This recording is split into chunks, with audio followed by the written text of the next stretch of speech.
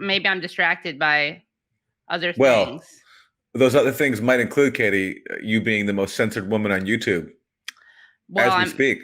maybe I'm up there. Maybe not most censored, but yes, I was censored and fired by The Hill. I made a video arguing that Rashida Tlaib was being unfairly attacked and maligned by people, including the illustrious Jake Tapper. Yeah, and I argued that Israel is indeed an apartheid state. So I got censored, and then the best part was that when I was pushing back, trying to get the video on there, and I do want to say that the producers I was working with were very supportive. It was not the producers who didn't want to run it. It was the higher ups there.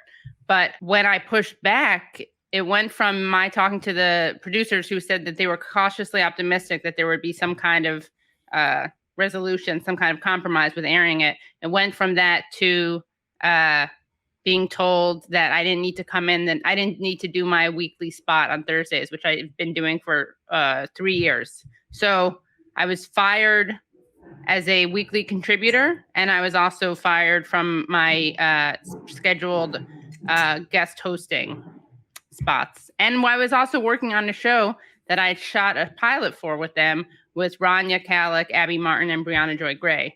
So, yeah. But the good news, the silver lining, is that I shot the video, the censored monologue. I shot it with the Breakthrough News. So they're actually independent. They don't censor their hosts. Well, I feel kind of like, those times in high school where sometimes you hang out with like the bad kids, the rebels, Mm-hmm.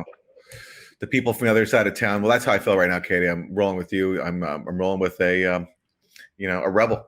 Yeah. And a freedom fighter. So, thank you for your service. And that was quite the ordeal, but I think it showed a real just gaping flaw in U.S. media where just for some reason you cannot speak honestly about Israel. Right. Despite all the progress that's been made on that topic. I mean, it was even worse, I think, like 40 years ago, but things have improved somewhat, but still in this society where, in places like The Hill have actually championed different perspectives on really important issues. So I was very surprised. Right. They had this policy out of nowhere just about Israel, and good for you for speaking up about it. Thank you. Yeah. And I had talked about Israel a lot. I said Israel lied about killing Shireen Abu Akleh.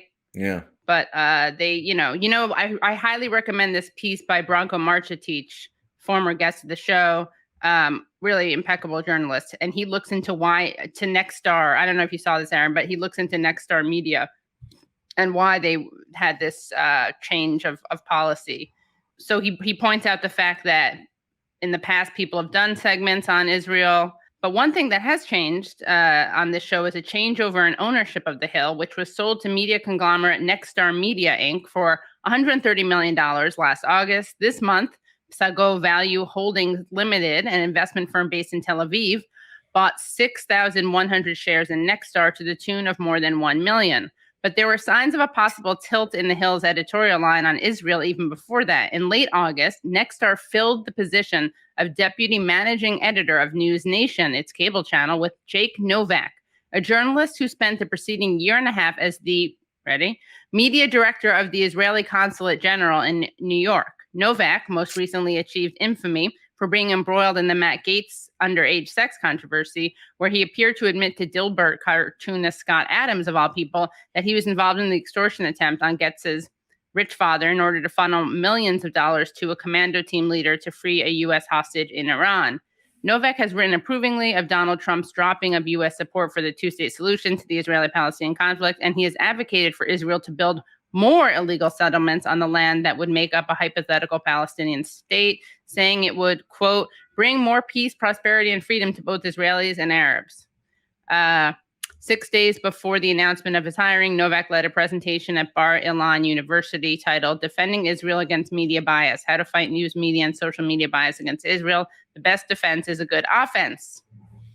It was an update of a talk he had given in 2016 about defending Israel's reputation, which the host described as, quote, an absolute masterclass in public relations and diplomacy. Okay, wow. Well, there's a lot there to question. And it's too bad because, I was actually recently on Rising a few months ago talking about Israel too. So obviously, if this is a policy change, it's got to be pretty new. Yeah. Or maybe it was just that they had some specific thing about editorials and your radar was an editorial. But right. regardless, it's just unfortunate. Yeah, I mean, it is unfortunate. Yeah. At this point in time, to be censoring people on really pivotal topics is just kind of ridiculous. People can watch the video if they go to Breakthrough News, right? Yes, Breakthrough News, and it's now on my website on youtube.com/The Katie Halper Show. But yeah, just to finish that thought about editorials versus segments, what got me then fired was then saying, when they said we're not going to run the radar, then I said, okay, and I wasn't being cute about it. The producers had said to me that there was this new policy where you couldn't do radars or opinion pieces. They said either that the Hill had a policy now of not running opinion pieces in print or in video. So I said, okay, can I do my weekly segment on this? And that's when I got the email telling me there was no need for me to do my segment. Yeah. And best of luck. I've gotten a lot of great support, really great support. Absolutely. So I appreciate that. Absolutely. Yeah. And big shout out to Breakthrough News, because they don't actually censor their hosts. Yeah. And let's hope maybe the Hill reconsiders this policy. Yeah, that would be great if the Hill reconsidered their policy. Yeah.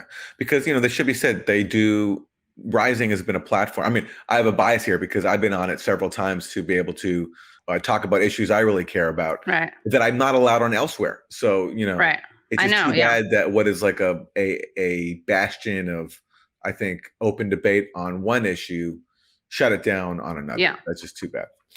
But Hill, it's up to you. You could redeem yourselves, change your policy. Yeah.